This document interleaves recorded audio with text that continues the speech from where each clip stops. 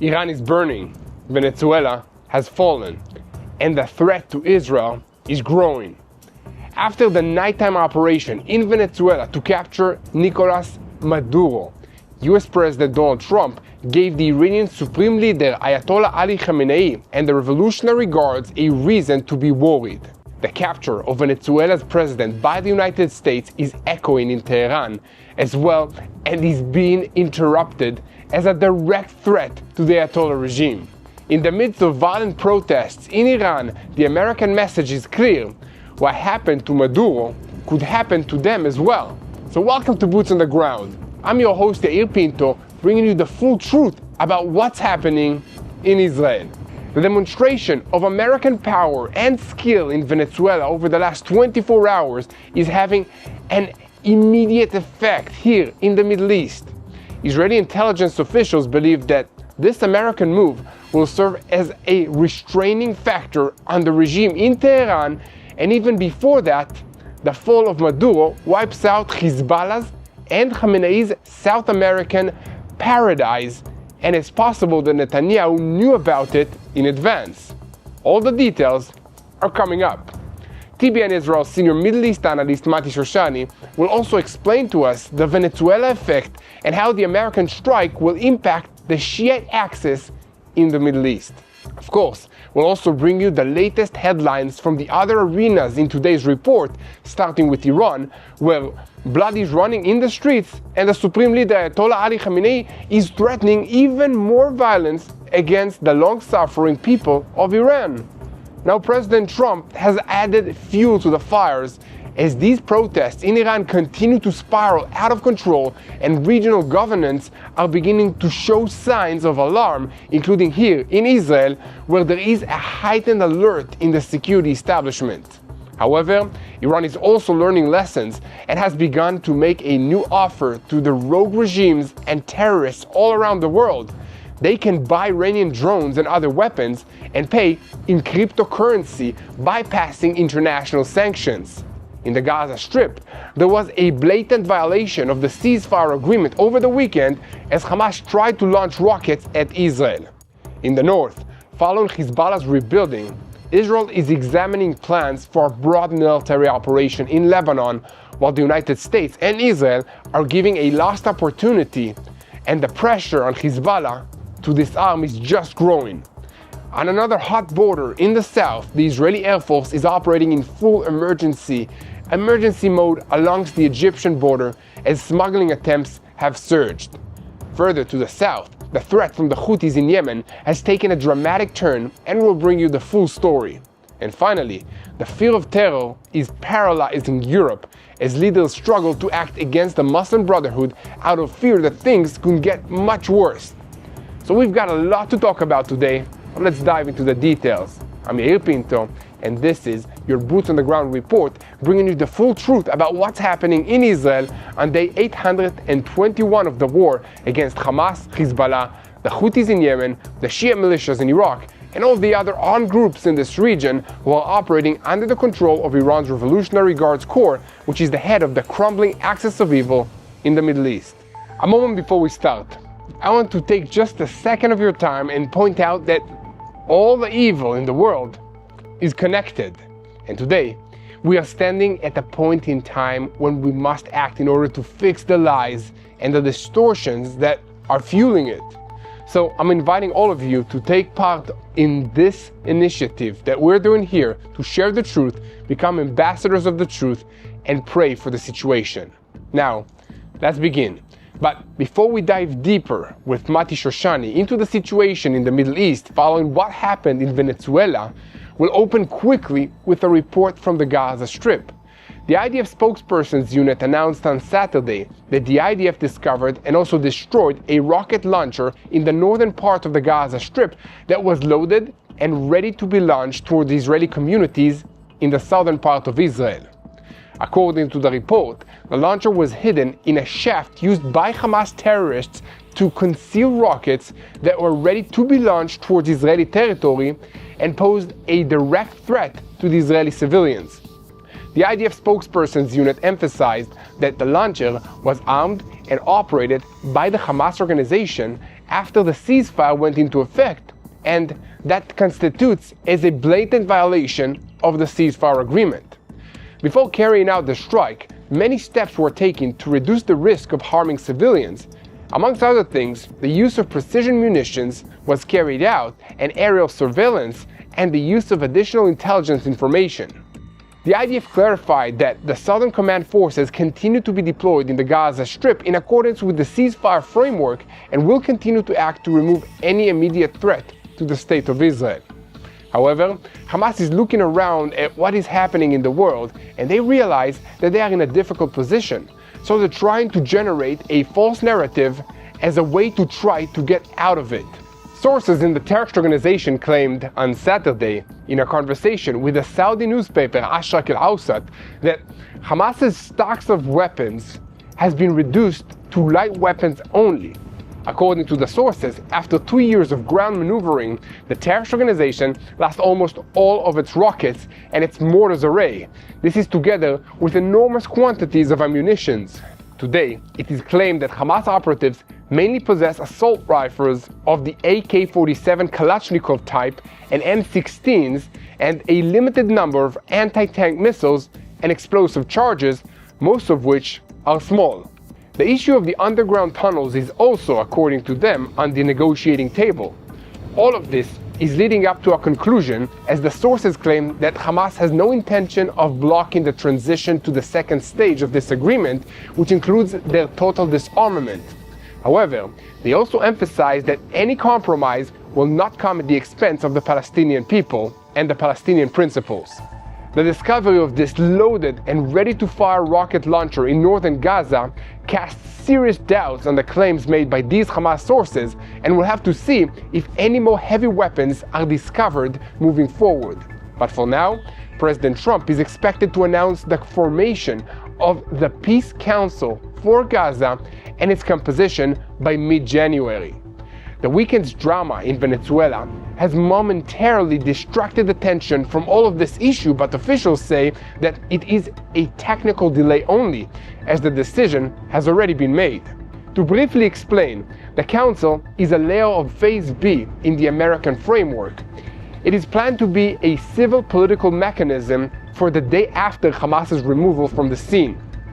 But another central pillar from the plan is the formation of a multinational stabilization force to serve as the enforcement mechanism, and this has always been a weak point in the plan. Countries are not rushing to send soldiers while Hamas is still armed and has infrastructure in the Gaza Strip, and the assessment in Washington is that it will not disarm voluntarily.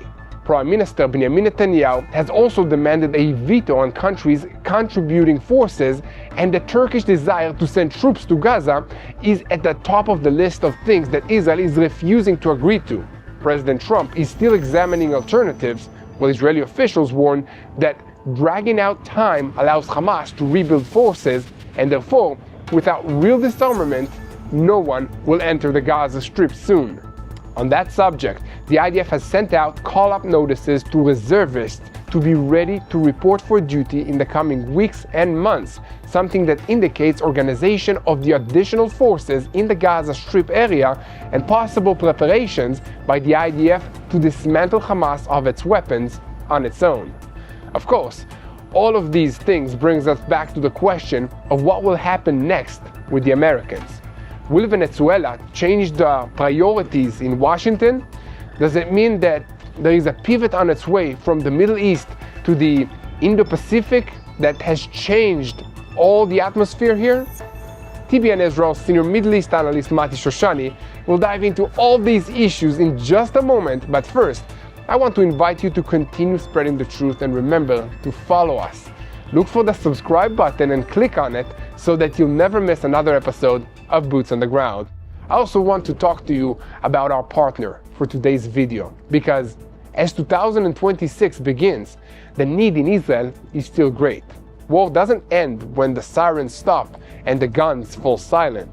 Families are still rebuilding. Reservists in the IDF are still serving. Survivors still face long days alone, and children still go to bed hungry. Israel needs healing, and at Meir Panim they call it Hitchadshut, renewal in Hebrew. It begins quietly with a fridge that hums once more, a backpack packed for school, a Holocaust survivor smiling over a hot soup.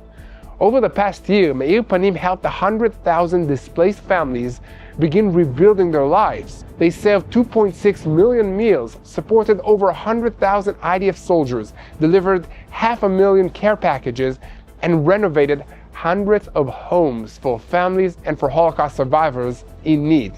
Across Israel, light is returning in small ways. As the new year begins, you can help give those in need a new beginning. Just visit bless-israel.org to give now. Again, that's bless-israel.org, and every donation is tax deductible. Every gift helps bring renewal and hope to the people of Israel. And now, let's take a look at the questions that the whole world is asking today. Because the operation to capture Venezuelan dictator Nicolas Maduro after neutralizing his military and security forces in just a few hours requires strength, ambition, and a military capability that only one country in the world has. I, for one, am sure that Russian President Vladimir Putin is insanely jealous this morning, as his forces have been trying and failing for almost 4 years to do what the Americans' military just did in a few hours. The Chinese military is probably also wondering what will happen if they try to do the same thing in Taiwan.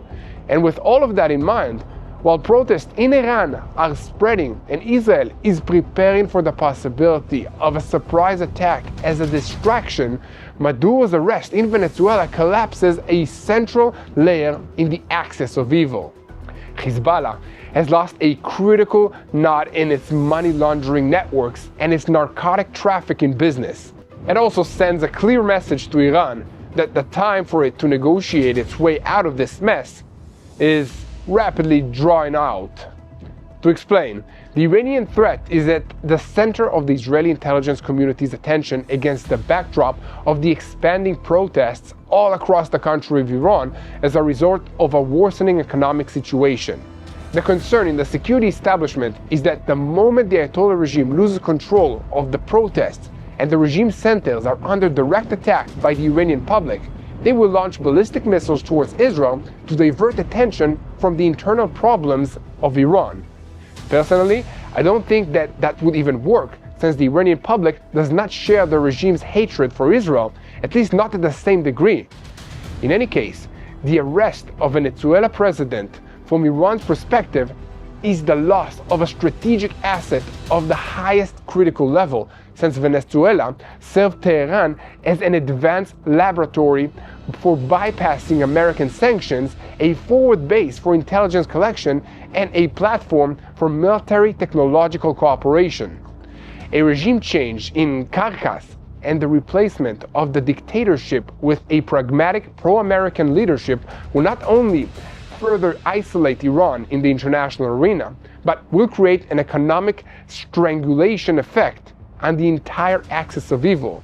And now, we'll move to TBN Israel's senior Middle East analyst Mati Shoshani, who will put things in order for us on how the strike on Venezuela will change the Middle East, what happened, and how the near future in the Middle East will look following this move.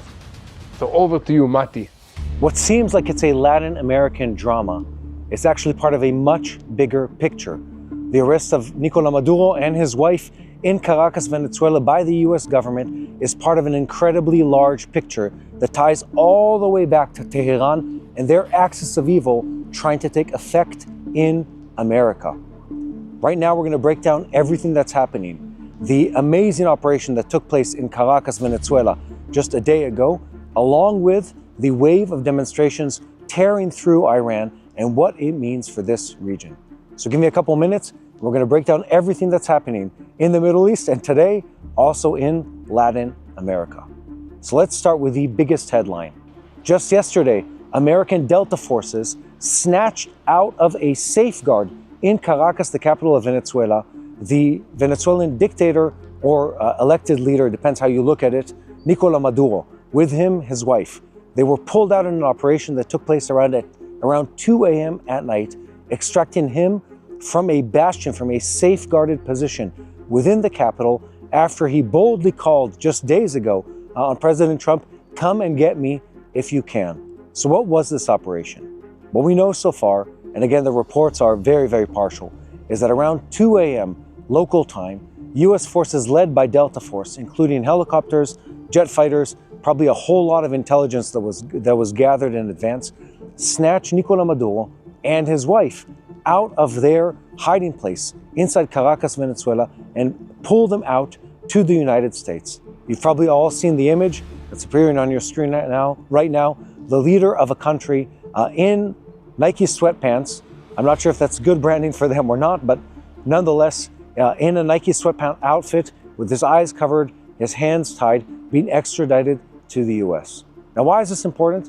And why are we even reporting on this on the TBN Israel news? Well, let me tell you, because Nicolas Maduro is part of a much bigger scheme. He is part of the anti-Western, anti-American, anti-Israel axis of terrorism and a substantial part of it. So first of all, let's talk about what this actually means. I think the image and the operation resounds through the hallways of every dictator's castle, every dictator's palace around the world. And the message is clear. Regardless of who you are, regardless of where you're hiding, the United States of America is able to come and get you. Regardless of how strong you think you are, how well you're protected behind your forces, the United States is still able to extract you and do so like that. And I have to say, as someone who's been part of the army for quite some time, I look at that operation and I say the amount of logistical support, the amount of intelligence that went into it is very impressive, hands down. That's politics aside and what you think of the operation aside. Now let's talk about why this is important and why you need to be tracking with this event. Nicolas Maduro and his government were not just a Latin American government. They were not just counter to the US government for many, many years now. They're part of a global a global network of terrorism that tries to circumvent sanctions, tries to fund terrorism, tries to harm the Western way of life. Surprisingly, and many people might not know this, Venezuela is tied into the Iranian network of terrorism. Yes, a Latin American country that has sanctions by the American government is working together with the Iranian Shia regime. I know this sounds confusing, but bear with me. And they're working to spread terrorism, to manufacture weapons, to circumvent sanctions, and do all that to bring harm to the Western way of life, to the American people, and of course, by extension, to the people of Israel. So the arrest of Nicolas Maduro, the coup or the takeover of that country by US forces, that's something that needs to be watched because it shows people around the world that you can't fight against the American forces, you can't stand against them without seeing the consequences show up at your doorstep one way or another. So let's break down how a Venezuelan country or Venezuelan regime is tied into the Iranians and how this has to do with the shadow fleet that we've been hearing about for weeks now. So here's how the story goes. The Venezuelan government, together with the Iranians, have something in common. They're both under US sanctions, both for different reasons, but generally speaking, it has to do with ties to terrorism, being a narco-terrorist in the case of the Venezuelan government, but also the Iranians to a certain degree. Here's how the story works. The Venezuelan government and the Iranians have sanctions on them. To circumvent those sanctions, to still keep the cash coming in, what do? They trade in oil illegally. They trade in different kinds of drugs, opiates, what have you, different kinds of drugs illegally, of course, since it is an illegal trade. And they do all of this using a shadow fleet. What is a shadow fleet? They take ships that are registered to a random country, some kind of tax haven. Maybe they switch the flags during the cruise. They turn off the homing beacon on those ships, which is something you're not supposed to do in maritime trade. And the ships sort of bounce off and on the map with different nationalities and different flags. And they use this methodology to circumvent the sanctions. So what does it look like? It looks like the Venezuelan government wanting to export crude oil, let's say. And what they do is they have ships that are not under the Venezuelan flag. They leave the ports of Venezuela. They go to a different country. They sell the oil. They get cash, etc. They pump the U.S. markets with illegal drugs. They do it both to harm the U.S. population and also to bring in hard U.S. cash. And they do that, of course, behind the back or underneath the nose of the US officials, the US government. So that's one aspect of it. But what does Iran have to do with this? And by extension, what does Hezbollah have to do with this? Well, they've been working together. And it goes, I mean, this is an insane story. It goes so extreme that the Venezuelans were in part, again, there's varying reports of how extensive this network actually was. The Iranians were teaching the Venezuelans how to make drones, not the fun kind of drones that we use for pastime, but the drones used for military operations. It goes so far as to say that the Iranians and the Venezuelans were cooperating on the manufacturing and distribution of illegal narcotics around the world, and of course, crude oil. So whatever angle you look at this from, Iran is working together with the Venezuelan government, who's trying to undermine the US, and of course, Israel interest. And more so than this, the Trump administration looks at the Venezuelan government and says, this isn't just about domestic politics. This isn't just about, do we like Maduro or do we dislike Maduro? This man is a narco-terrorist. He's using narcotics to spread terrorism. He's using narcotics to fund terrorism. Think about this.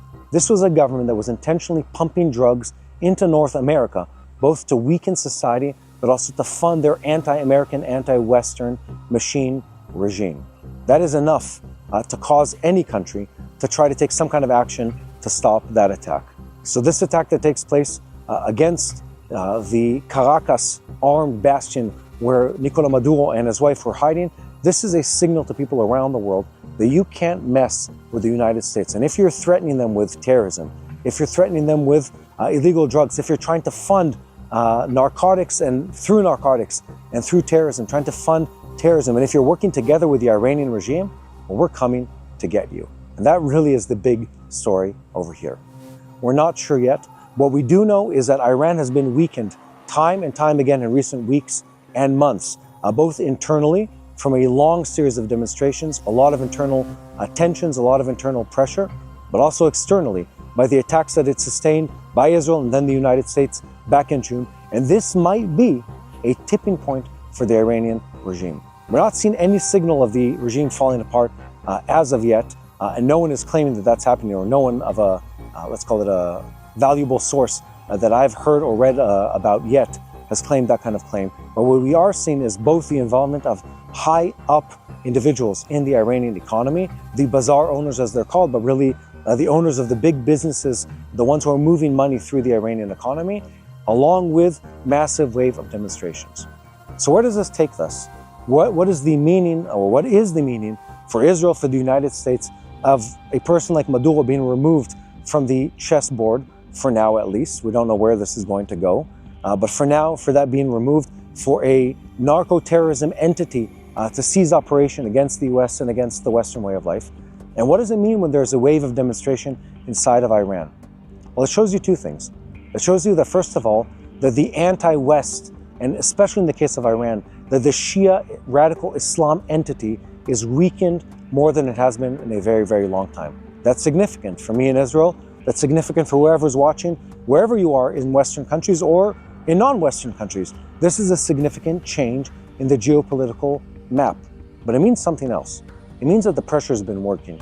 It means that the operation back in June against Iran, that the strikes against the Houthis, that the weakening of Hezbollah are all showing their signs, are all taking effect against the number one enemy of Western life and, of course, the people of Israel, which is the Islamic Republic of Iran. And what we can expect to see next is a continued wave of demonstrations. I believe this wave is going to continue to grow for a long time. I believe the level of violence that the government will be using against their people will continue to increase, as it has also in the past. But I also think that this is a dramatic change because it shows people around the world how strong the resolve of the US government is to stop terrorism and to stop the spread of anti-American and anti-Western agendas and terrorism around the world. One last part about the demonstrations in Iran is the fact that the Trump White House, by Secretary of State Marco Rubio, has been talking about the demonstrations in Iran and threatening the Iranian government, saying, if you use violence against this public, against your people, we will have to step in. The Iranian government, of course, didn't like this. They had a very, very funny response. What they do is the Iranian foreign minister calls the Venezuelan foreign minister to lament or complain about the evil that the American government is carrying out.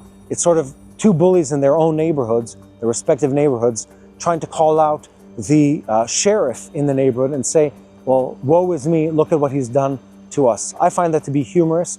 I find that to be a show of how effective US foreign policy has been. And I want to tell you something. I think this is cause for hope. I think this is cause for hope for Israel. I think it's cause for hope for the American people. I mean, the United States doesn't need anyone else pumping illegal substances into the US public. They don't need anyone trying to manufacture and create terrorism in their region. They don't need a country that's trying to circumvent sanctions against the country. And we definitely don't need any more involvement of the Iranians close to the shores of the United States. So in my perspective, standing here in Israel, outside of Jerusalem, I believe this is a good change of tune. This is something positive that's happening. The demonstrations in Iran are a positive outcome. They're showing that the people of Iran are against the regime.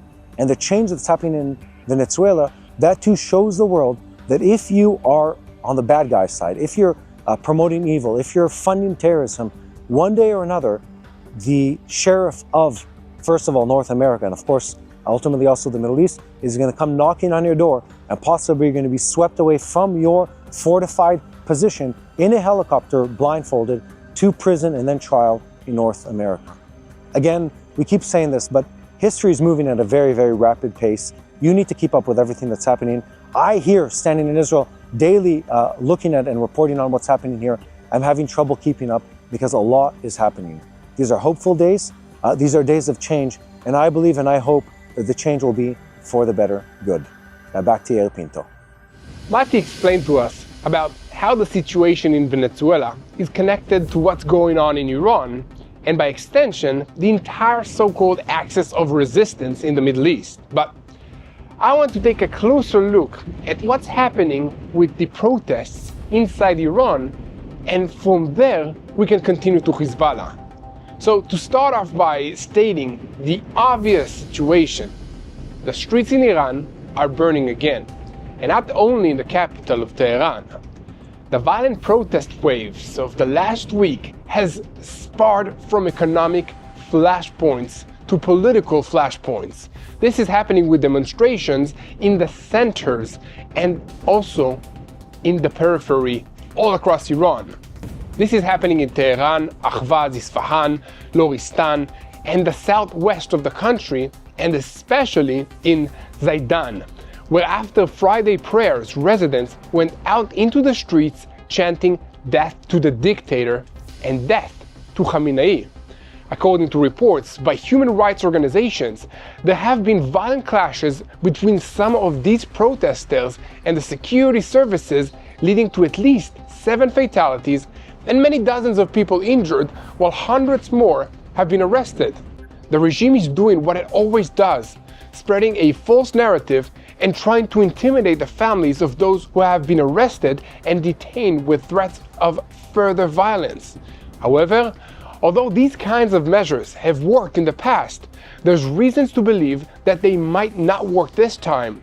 And the reason is that this time, the Iranian people simply have nothing left to lose, and even the threat of massive violence is not going to stop them. Merchants who might have hesitated to join protests in the past because they didn't want to lose their source of income have watched as the real, the currency in Iran, has collapsed in value, making income pointless.